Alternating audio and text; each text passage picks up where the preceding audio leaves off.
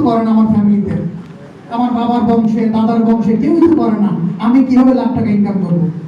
আমি একটু সত্য কথা আপনাকে বলি, আমার লাইফে আমার নানার বংশে দাদার বংশে দুই বংশের কেউই কিন্তু লাখ টাকা ইনকাম করেনি। এখন আমি যদি চিন্তা করতাম আমার নানার বংশের কেউ লাখ টাকা ইনকাম করে না, আমার দাদার বংশের কেউ লাখ টাকা ইনকাম করে না, আমি কিভাবে করব? আমি কি করতে পারতাম? কখনো কিন্তু সম্ভব ছিল না। আপনাকে ওই শেকলটা হয় ভাঙতে হবে, আপনাকে ওই বাধাটা ভাঙতে হবে। আপনার বন্ধু বান্ধব কি করে, আপনার ফ্যামিলি মেম্বার কে কি করে না করে, আপনার কোন আত্মীয় কি না করে, এগুলো চিন্তা করে কোনো লাভ নেই। আপনাকে চিন্তা করতে হবে, ইয়েস আমি পারি, আমি পারবো, আমি করে দেখাবো, তাহলেই কিন্তু সম্ভব। এই যে আপনাদের মধ্যে যে ভয়গুলো থাকে বিভিন্ন ধরনের চিন্তা ভাবনা করে, এই ভয়গুলো দেখেন এই সার্কাসের হাতির মতো আর কি। কখনো সার্কাস খেলা দেখছেন কেউ? সার্কাসের হাতিগুলোতে কি করা হয় জানেন? দেখেন হাতিদেরকে দিয়ে কত সুন্দর সুন্দর খেলা দেখানো হয়। কিভাবে সম্ভব এটা? যখন একটা হাতি ছোট বাচ্চা থাকে তখন তাকে বন থেকে ধরে আনা হয়। বন থেকে ধরে আনার পরে একটা লোহার মোটা শেকল ধরে বেঁধে রাখা হয়। ছোট বাচ্চা হাতিটা ছোটার জন্য অনেক বেশি চেষ্টা করে। চেষ্টা করতে করতে একসময় তার পায়ে রক্ত ঝরে, সে ব্যথা পায়, আর চেষ্টা করতে পারে না। ওই ঘাটা যখন শুকায় যায় তখন সে আবার চেষ্টা করা শুরু করে। এভাবে দুইবার তিনবার চেষ্টা করার পরে যখন সে দেখে যে আমি আর যেতে পারছি না, তখন এই হাতিটা ধরেই নেয় যে আমি জীবনে কোনোদিনও বেশি দূর যেতে পারবো না, আমার আয়ত্ত সামান্য 6-7 ফিটের মধ্যে।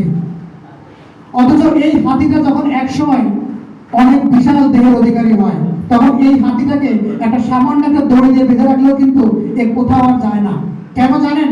কারণ ওর পায়ে যখন টান লাগে তখন সে বুঝতে পারে আমি চেষ্টা করে কোনো লাভ নেই। কারণ জীবনে চেষ্টা করতে করতে কি মাথার মধ্যে ঢুকাই ফেলছে রে ভাই যে আমি মনে হয় আর পারবো না। এই কারণে কিন্তু সে আর চেষ্টাও করে না।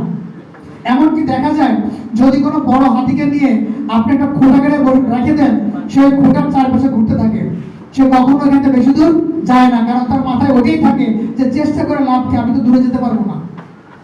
সবচেয়ে ভয়ঙ্কর ঘটনা ঘটে যখন সার্কাস খেলায় আগুন লাগে। এই হাতি তাকায় তাকায় দেখে তার গায়ে আগুন লাগতেছে, কখনো ওই হাতিটা পালানোর চেষ্টাও করে না। কেন করে না জানেন? কারণ সে জানে আমি চেষ্টা করে লাভটা কি, আমি তো যেতে পারবো না।